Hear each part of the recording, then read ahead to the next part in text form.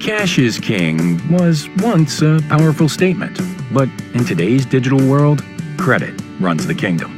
Credit affects every aspect of life today. Even if you have a great career and boatloads of cash, you will still need a good credit score. Travelers with the best credit cards get all the perks and conveniences.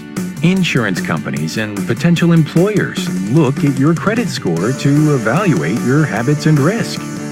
Good credit can make you money, or should I say, poor credit will definitely cost you lots of money.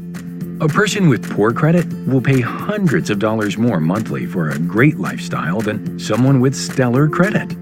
A great credit score can help you buy a house in an upscale neighborhood for about the same monthly payment that someone with poor credit would pay for less house in a less desirable area. A person with great credit can purchase a new luxury sedan for about the same monthly payment as someone with poor credit would pay for an older model used car.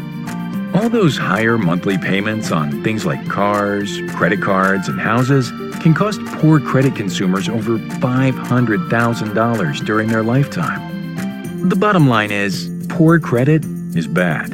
It's even bad for our health. The constant stress and embarrassment of being turned down for purchases and having to pay higher interest rates wreaks havoc on our health.